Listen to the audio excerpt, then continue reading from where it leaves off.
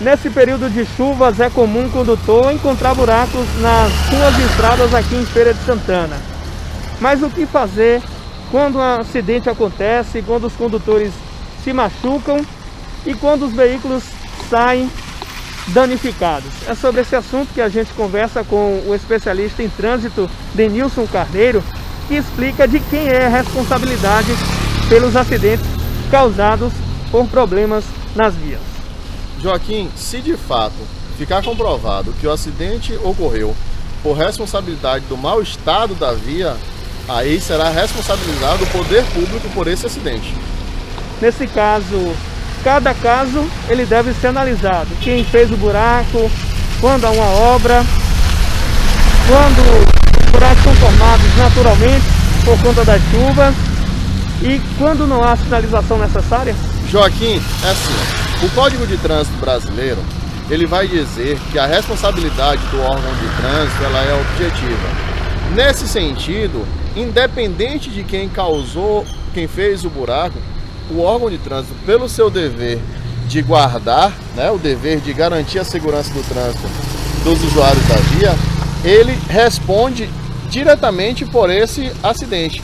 Posteriormente, óbvio, que o órgão de trânsito ele pode regressar e solicitar a indenização do responsável, de quem fez o buraco, mas por ter omissão e por não fechar o buraco que está na via, responde objetivamente o órgão de trânsito.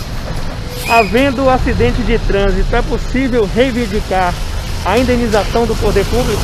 Sim, tanto é possível, e essa responsabilidade que o poder público tem de reparar o dano causado, ela é objetiva.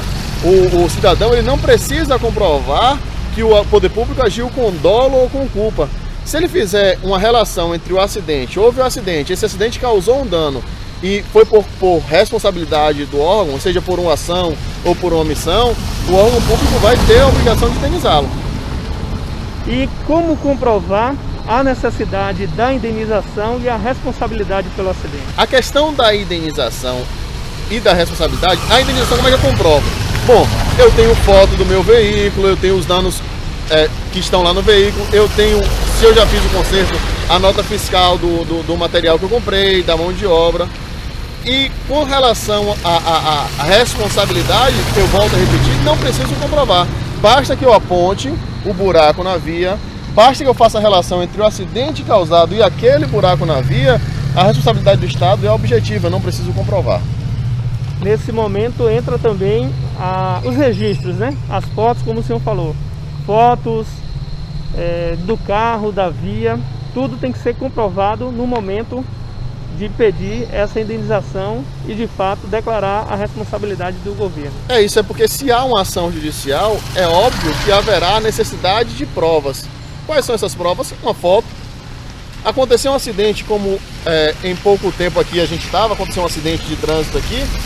A pessoa vítima do acidente tira uma foto do local e aí com essa foto ou vídeo ela pode comprovar que o acidente decorreu da omissão do poder público e aí nesse caso solicitar que ele repare o dano causado.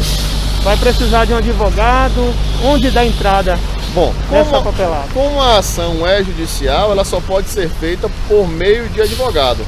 Seja advogado constituído, seja a defensoria pública.